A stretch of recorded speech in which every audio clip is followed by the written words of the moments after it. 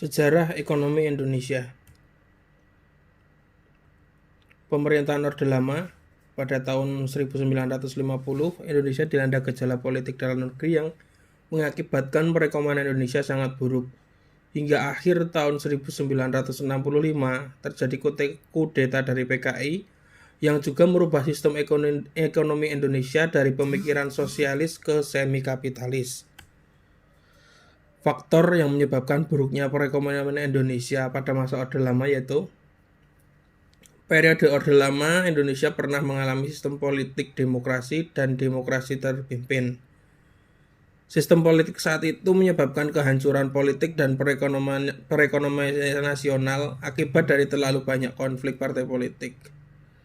Yang kedua, selain dari kondisi politik dalam negeri, buruknya perekonomian pada masa itu yaitu terbatasnya faktor produktif. Orang yang dengan tingkat kewirausahaan dan kapabilitas manajemen yang tinggi, tenaga kerja, tenaga pendidikan, dan teknologi kemampuan pemerintah tak menyusun rencana dan strategi pembangunan yang baik. Pemerintahan Orde Baru. Repelita 1 bertujuan untuk membuat Indonesia menjadi swasembada, terutama dalam kebutuhan beras. Pemerintah melakukan program penghijauan revolusi hijau di sektor pertanian. Paradigma pembangunan era Orde Baru diwadahi dalam konsep trilogi pembangunan, yaitu stabilitas nasional yang mantap dan dinamis dalam bidang politik dan ekonomi, pertumbuhan ekonomi yang tinggi dan pemerataan pembangunan. Repelita 4, orientasi kebijakan mengalami perubahan dari penekanan hanya pada pertumbuhan ke pertumbuhan dengan pemerataan. Sejak masa Orde Lama hingga berakhirnya masa Orde Baru, Indonesia telah mengalami dua orientasi kebijakan ekonomi yang berbeda, yaitu dari ekonomi tertutup yang berorientasi sosialis pada rezim Soekarno ke ekonomi terbuka yang berorientasi kapitalis pada rezim Soeharto. Pemerintahan Orde Baru, suatu usaha membangun ekonomi dan berjalan dengan baik apabila kondisi utama terpenuhi. Kecacatan kebijakan ekonomi selama masa Orde Baru yaitu biaya ekonomi yang tinggi dan fundamental ekonomi yang rapuh terlihat dari buruknya kondisi sektor perbankan nasional.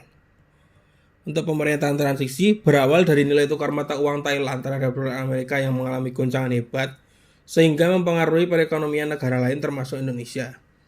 Pada 8 Oktober 1997, pemerintah akhirnya meminta bantuan keuangan dari IMF sebesar 3 miliar dolar Amerika Serikat yang diharapkan menstabilkan nilai tukar rupiah. Namun kenyataannya nilai tukar rupiah terus melemah sampai 15.000 per dolar Amerika.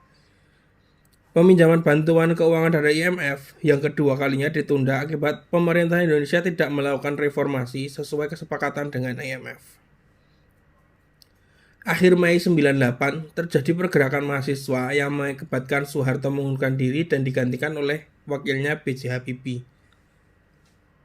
Pemerintahan baru yang dipimpin B.J. Habibie tidak berbeda dengan pemerintahan sebelumnya karena tidak ada perubahan yang nyata ditandai dengan KKN semakin menjadi dan permasalahan rezim Soeharto yang tidak terselesaikan. Pemerintahan reformasi. Ketidakstabilan politik dan sosial yang tidak semakin surut pada saat perkontinentan Gus Dur meningkat tingkat konflik dan ditambah dengan buruknya hubungan antara pemerintah Indonesia dengan IMF membuat pelaku bisnis termasuk investor asing enggan melakukan kegiatan bisnis di Indonesia. Setelah Presiden Gus Dur turun, Megawati menjadi Presiden Indonesia yang kelima, keterpurukan kondisi ekonomi yang ditinggal Gus Dur makin terasa jika dilihat dari perkembangan indikator ekonomi seperti tingkat suku bunga, inflasi, saldo neraca pembayar, dan defisit APBN. Namun, pada era Megawati karena kinerja ekonomi Indonesia juga menunjukkan perbaikan paling tidak dilihat dari laju PDB. Kinerja ekspor juga membaik dengan pertumbuhan 5% tahun 2002 dibanding 9,3% tahun 2001. Pada bulan pertama pemerintahan SBY, rakyat Indonesia, pelaku usaha dan dalam negeri, IMF, ADB, dan Bank Dunia sempat optimis bahwa kinerja ekonomi Indonesia 5 tahun ke depan akan jauh lebih baik dibanding pemerintahan sebelumnya.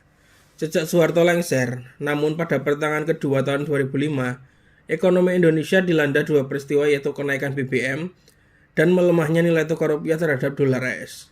Selain itu, periode 2008-2019 terjadi krisis ekonomi global yang mengakibatkan resesi ekonomi dunia.